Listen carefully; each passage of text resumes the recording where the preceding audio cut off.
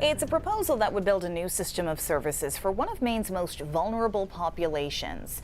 A Path for Me. It would provide more comprehensive services to people with intellectual and developmental disabilities, starting at age 14 to help with the transition into adulthood. While the proposal is expected to eliminate years-long wait lists for critical services, some parents are fearful it will also make much-needed programs like group homes less available. News Center Maine's Vivian Lee tells us more in this report.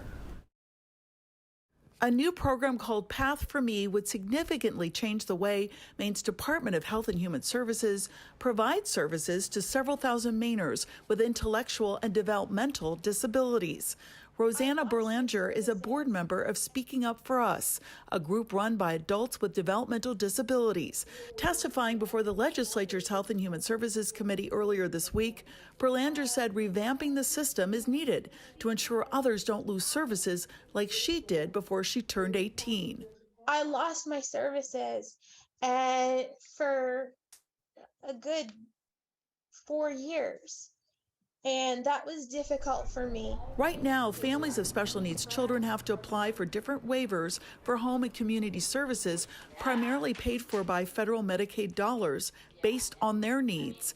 The proposed bill, also known as the lifespan waiver, would enroll children as young as 14, eliminating waivers and wait lists across their lifespan. As they become adults, lifespan supports can change without individuals needing to move to a different program.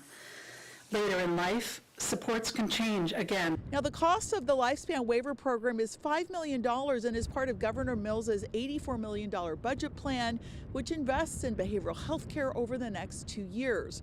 Now, enrollment is expected to begin in the lifespan waiver program in January of 2025. But a number of parents with adults with disabilities say while the legislation is a good first step, there are few details about how current services will be eliminated or redesigned.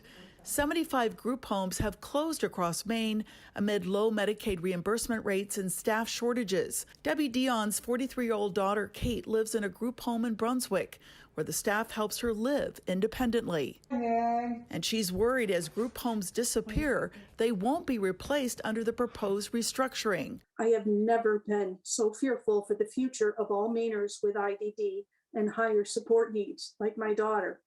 She's counting on me to make sure her home and her independent life is not taken away from her. Cullen Ryan, the executive director of Community Housing of Maine and the father of a 26-year-old with intellectual and developmental disabilities, urged the committee to require DHHS to engage in the rulemaking process.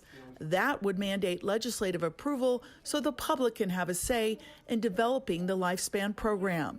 There are good ideas here, but the devil's in the details. This must be looked at very carefully. Issues that could impact a critical system of care will be hashed out in a work session expected to take place in the next few weeks. In Augusta, Vivian Lee, News Center, Maine. And people currently on wait lists for Section 21 and 29 services or those who are providing support can comment about the proposed Path for Me program.